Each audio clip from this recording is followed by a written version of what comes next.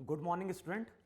आज जो मैं वीडियो लेके आया हूँ, ये वीडियो मैं लेके आया हूँ उन स्टूडेंट्स के लिए जो अभी मई के एंड में जेई एडवांस का एग्ज़ाम देने वाले हैं। तो ये जो भी वीडियो है ये उन्हीं स्टूडेंट के लिए यूज़फुल है जो इस बार जेई एडवांस का एग्ज़ाम दे रहे हैं। अब जैसा कि जेई मेंस का एग्ज़ाम हो चुका है, रिजल्ट आ चुका है और ऑलमोस्ट 2.5 लाख बच्चे एनटीए वहाँ पे क्या कर चुका है, निकाल चुका है। तो जो 2.5 लाख बच्चे हैं जिन्होंने जेई एडवांस के लिए क्वालिफाई किया है, उनके लिए ये वीडियो हेल्पफुल होने वाला है। अब क्या चीज़ ध्यान रखना है, अभी यहाँ पे अगर गूगल पे जाओगे, इंटरनेट पे देखोगे तो 1000 पेज की एक रिपोर्ट आई है जो लास्ट ईयर आईआईटी गुवाहाटी ने जो जेई एडवांस का एग्जाम कंडक्ट किया था उसने फाइनली एक रिपोर्ट रखी है। 1000 पेज की वो रिपोर्ट है और उस रिपोर्ट को अगर माइन्यूटली स्टडी करोगे तो हमें क्या इंफॉर्मेशन मिल रही है और उसी इंफॉर्मेशन को हमें ध्यान रख के क्या करना है, अपनी प्रिपरेशन आगे बढ़ानी है। अब देखो, सबसे पहली चीज क्या ध्यान रखनी है हमें, लास्ट ईयर जो अप्रोक्सीमेटली जो बच्चे वहां पे क्वालिफाई किए थे जेई एडवांस के लिए वो थे 2,50,255। तो ये वो स्टूडेंट हैं जो कि जेई मेंस क्वालिफाई किए गए थे। तो ये वो बच्चे हैं जिन्होंने जेई मेंस का एग्जाम क्या किया था, क्वालिफाई किया था। और ये वो बच्चे हैं जो जेई एडवांस के लिए क्या थे, एलिजिबल थे। अब इनमें से ये भी चीज ध्यान रखनी है कि इनमें से सभी बच्चों ने जेई एडवांस का एग्जाम नहीं दिया। ऑलमोस्ट 1,01.89 लाख 487 यानी 1,89,487 ये वो स्टूडेंट हैं जिन्होंने जेई एडवांस के लिए रजिस्टर्ड किया था। फिर अगर देखोगे तो इनमें से यानी क्या चीज ध्यान रखना है, जो 2.5 लाख बच्चे जेई मेंस में निकले हैं वो सभी की सभी बच्चे जेई एडवांस का एग्जाम नहीं देते हैं। तो ऑलमोस्ट 70,000 बच्चों ने 60-70,000 बच्चों ने जेई एडवांस का एग्जाम दिया ही नहीं था। 2.5 लाख में से 1,01.89 लाख ने रजिस्टर्ड किया था और उनमें से भी 1,80,372 ये वो बच्चे थे जिन्होंने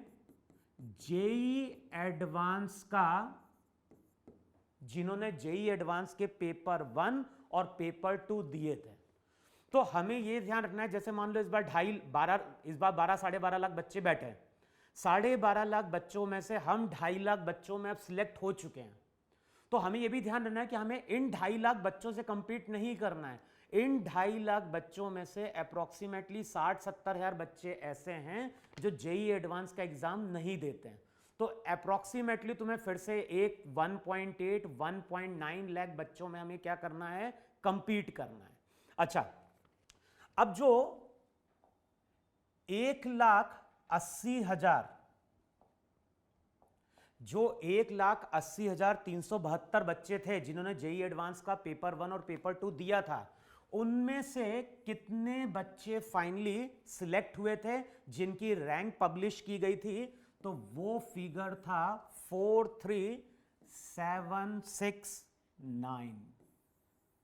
तो हमें क्या ध्यान रखना है कि अप्रोक्सीमेटली 60-70 बच्चों ने लास्ट ईयर जेई का एडवांस का पेपर 1 और पेपर 2 नहीं दिया था और उनमें से 43,769 यानी अप्रोक्सीमेटली 43,700 बच्चे थे जिनकी रैंक आईआईटी ने वहां पे क्या करी थी, पब्लिश करी थी वहां पे।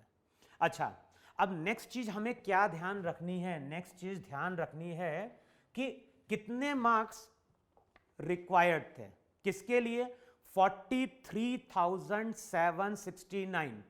तो 2.5 लाख बच्चे थे, 2.5 लाख में से 1,80,000 बच्चों ने जेई एडवांस का एग्जाम दिया और 1,80,000 में से आईआईटी ने 43,769 का रिजल्ट डिक्लेयर किया। अब अगर हम बात करें जनरल कैटेगरी की, मैं जनरल कैटेगरी की बात कर रहा हूं, तो जो जनरल कैटेगरी थी उसमें जो मार्क्स रिक्वायर्ड थे वो रिक्वायर्ड थे 24%। और ध्यान रखना है जो टोटल मार्क्स था पेपर का वो 360 था, यानी पेपर 1, पेपर 2, पेपर 3 60 मार्क्स के थे फिजिक्स केमिस्ट्री मैथ्स के, और पेपर 2 भी क्या था 60। तो टोटल मार्क्स वहां पे 360 था। 360 का अप्रोक्सीमेटली 24% निकाल लो।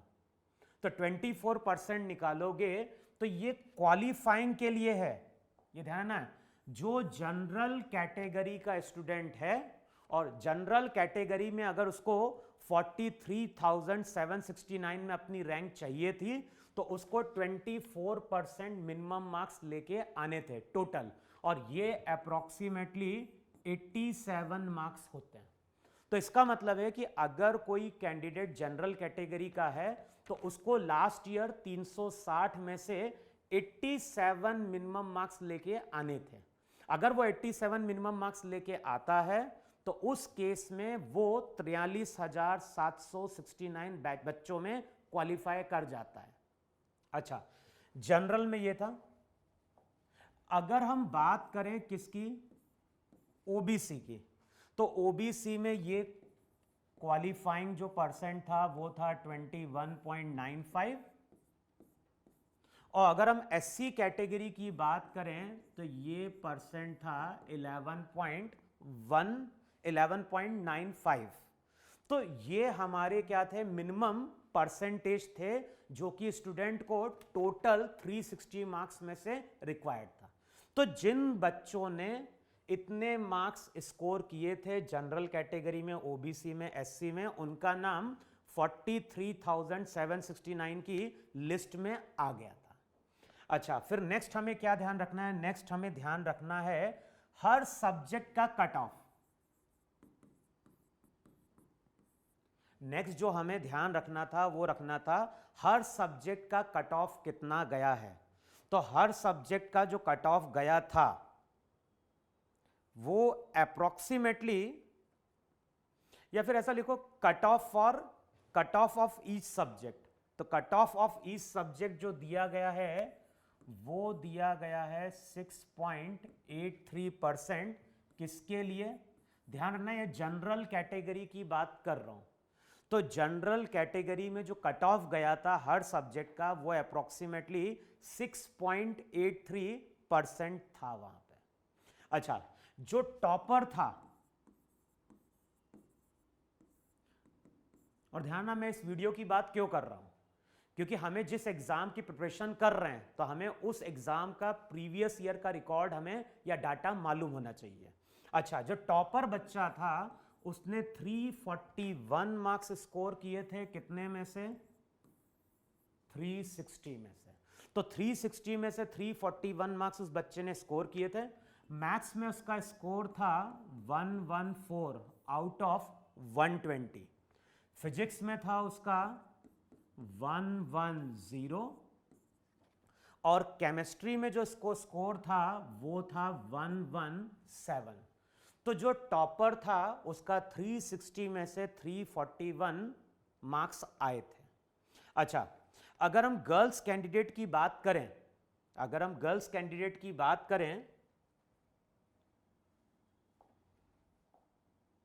तो गर्ल्स कैंडिडेट को क्या ध्यान रखना था, वहां पे जो डाटा था 43596,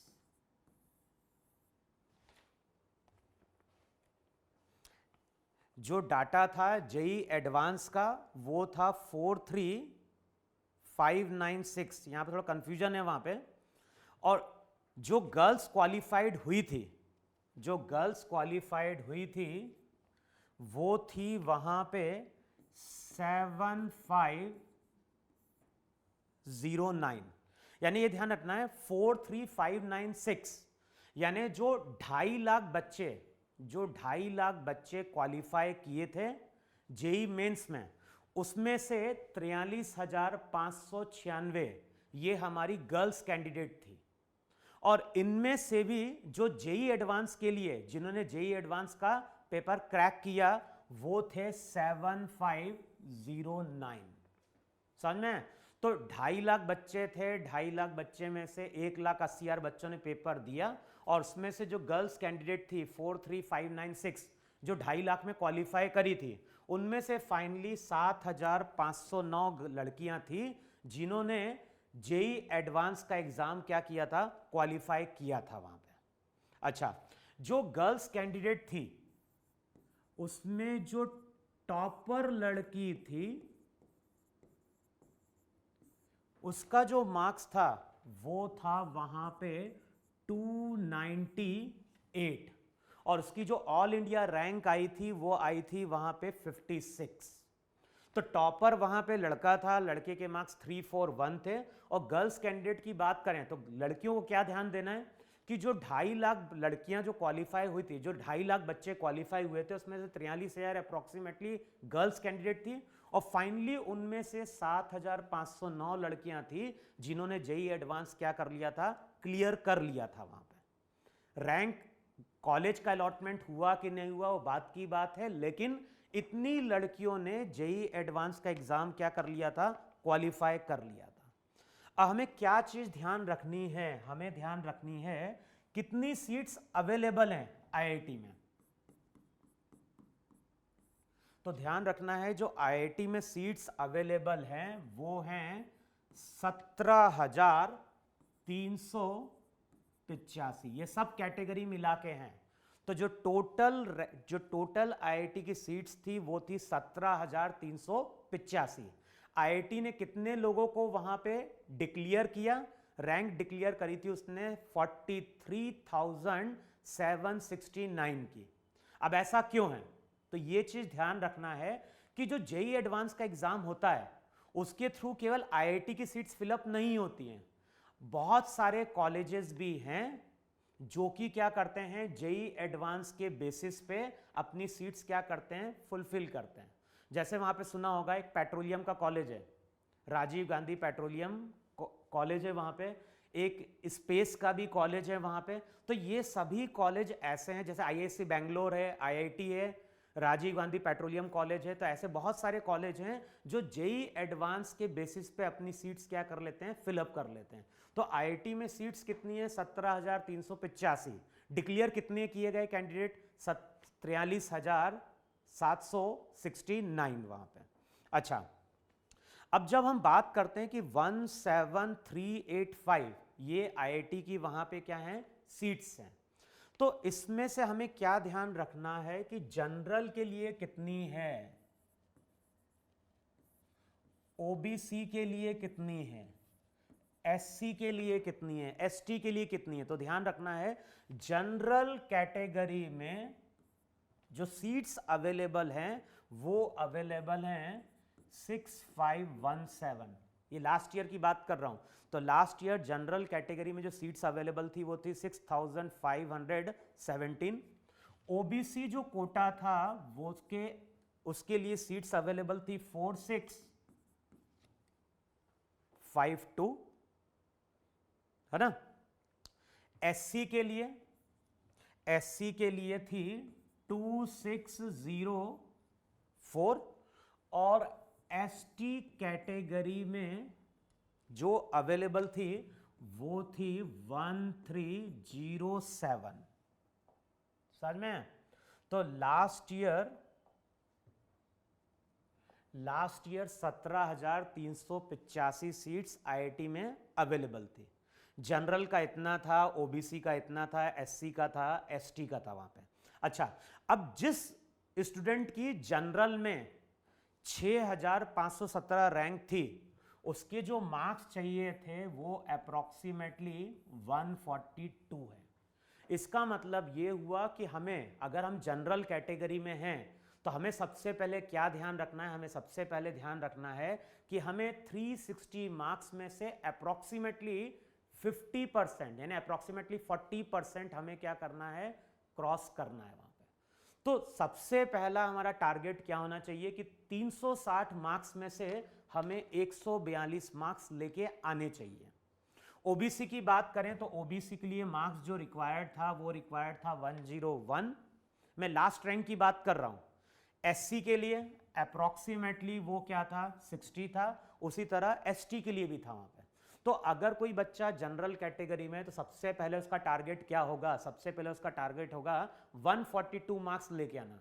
अगर हम ओबीसी में तो हमें क्या ध्यान रखना है, हमें 101 मार्क्स लेके आने, और एससी कैटेगरी में है तो हमें 60 मार्क्स लेके आने। अब मेन चीज क्या होती है, अगर हमें लास्ट ईयर का डाटा मालूम है तो अब ये चीज ध्यान रखना है कि तुम 12 लाख बच्चे में से हम 2.5 लाख बच्चे में से आ चुके हैं। अब इन 2.5 लाख बच्चों में से हमें 17,385 बच्चों में आना है, तो उसके लिए हमें जो क्वेश्चन अटेम्प्ट करने होंगे जेई एडवांस 24 के, वहां पे हमें पेपर को स्मार्टली क्या करना है, सॉल्व करना है। कि हमें सबसे पहले क्या ध्यान रखना है, सबसे पहले हमें 142 का फिगर ध्यान रखना है कि हमें सबसे पहले इस फिगर तक जाना है। इसके बाद अगर तुम 50-60 मार्क्स लगा दोगे, बढ़ा दोगे, तो तुम देखोगे तुम्हारी रैंक जो रहेगी वो अंडर 1000 भी आ सकती है ना। तो हमें सबसे पहले ध्यान रखना है कि हमें इतने मार्क्स क्या करना है, वहां पे लेके आने हैं वहां पे। अच्छा, अब मिनिमम मार्क्स की बात करें ईच सब्जेक्ट की, तो ये ध्यान रखना है आईआईटी में टोटल मार्क्स की तो वैल्यू होती है, साथ में हमें इंडिविजुअल सब्जेक्ट में भी क्या करना होता है, अपना कट ऑफ मार्क्स निकालने पड़ते हैं। तो जो इंडिविजुअल सब्जेक्ट था उसके जो मार्क्स थे वो मार्क्स थे 8 मार्क्स पर सब्जेक्ट। यानी अगर कोई बच्चा जनरल कैटेगरी में है, अगर कोई बच्चा जनरल कैटेगरी में है और मान लो फिजिक्स में 100 मार्क्स ले आता है, केमिस्ट्री में 50 मार्क्स ले आता है, लेकिन मैथ्स में केवल 5 मार्क्स लेके आता है, तो वो आईआईटी क्वालिफाई नहीं कर पाएगा। हमें हर सब्जेक्ट में एक मिनिमम मार्क्स लेके आने हैं, और पेपर अगर टफ होता है तो आईआईटी मिनिमम मार्क्स का जो कट ऑफ रहता है वो डिक्रीज कर देती है। तो लास्ट ईयर जो कट ऑफ मार्क्स था हर सब्जेक्ट का वो 8 मार्क्स था। इसका मतलब है कि मिनिमम फिजिक्स में हमें 8 मार्क्स चाहिए, केमिस्ट्री में भी 8 मार्क्स चाहिए, और मैथ्स में भी हमें 8 मार्क्स चाहिए। और जो टोटल मार्क्स रिक्वायर्ड थे किसके लिए, 43,000 में आने के लिए, वो अप्रोक्सीमेटली जनरल कैटेगरी कितना था, अप्रोक्सीमेटली 86-87 मार्क्स था। तो जनरल के लिए 86-87 मार्क्स था, एससी कैटेगरी में 43 था, ये ध्यान रखना है। जनरल में 86 मार्क्स, एससी में 43 मार्क्स, और जो ओबीसी था, ओबीसी में था 77 मार्क्स। ध्यान रखना ये मिनिमम मार्क्स हैं जो कि हमें फिजिक्स, केमिस्ट्री, मैथ्स में मिला के चाहिए, जिससे कि हम 43,000 बच्चों की लिस्ट में आ सके वहां पे। अच्छा, अब जो सबसे मेन चीज है, अब सबसे जो इंटरेस्टिंग चीज है वो है पेपर 1 और पेपर 2 का कॉन्सेप्ट। तो अगर हम बात करें पेपर 1 की और अगर हम बात करें पेपर 2 की, तो पेपर 1 और पेपर 2 60-60 मार्क्स का था, फिजिक्स का भी, केमिस्ट्री का भी, मैथ्स का भी। और अगर उसमें देखोगे तो सबसे पहला जो था वो था मल्टीपल सिलेक्ट क्वेश्चन, यानी वो क्वेश्चन जिसके मल्टीपल आंसर होते थे। और अगर वो देखोगे तो 3 पर सब्जेक्ट था। इसका मतलब है कि पेपर 1 में अगर हम फिजिक्स का पेपर सॉल्व कर रहे हैं तो वहां पे 3 क्वेश्चन ऐसे थे जिनके आंसर मोर देन 1 थे, और यही क्वेश्चन सबसे ज्यादा ट्रिकी होते हैं। और आईआईटी ने क्या किया है, आईआईटी ने पूरा डाटा कंप्लीट एनालिसिस दिया है, और उसमें अगर तुम देखोगे तो मैक्सिमम जो स्टूडेंट हैं उन्होंने MSQ जो मल्टीपल सिलेक्ट क्वेश्चन है, बहुत सारे स्टूडेंट ने पार्शियल मार्किंग करी थी, पार्शियल आंसर दिए थे। अब देखो इस क्वेश्चन का ट्रिकी क्या है, इस क्वेश्चन का ट्रिकी इसलिए है कि हमें क्या चीज ध्यान रखना है, हमें ये चीज ध्यान रखना है कि यहाँ मार्किंग स्कीम क्या चलती है। भाई सबसे जो डेंजरस क्वेश्चन है, जो सबसे टफ क्वेश्चन बोला जाता है, इन्हीं को बोला जाता है, क्योंकि यहाँ पे क्या है, मार्किंग जो स्कीम चलती है, अगर तुमने गलत कर दिया तो सीधे -2 हो जाएंगे, कुछ नहीं स्कोर किया तो 0 हो जाएगा। तो इनकी जो मार्किंग स्कीम थी वो थी 0, 1, 2, 3, 4। तो बेसिकली ये 4 मार्क्स के क्वेश्चन थे, और फिजिक्स के अगर देखें तो 12 मार्क्स फिजिक्स में थे, केमिस्ट्री में 12 मार्क्स थे, मैथ्स में भी 12 मार्क्स थे। तो टोटल अगर देखोगे तो ये 36 मार्क्स का था पेपर 1 में, तीनों को मिला के बोल रहा हूं, फिजिक्स का, केमिस्ट्री का और मैथ्स का, तीनों का मिला के जो एनालिसिस था वो था 36 मार्क्स था।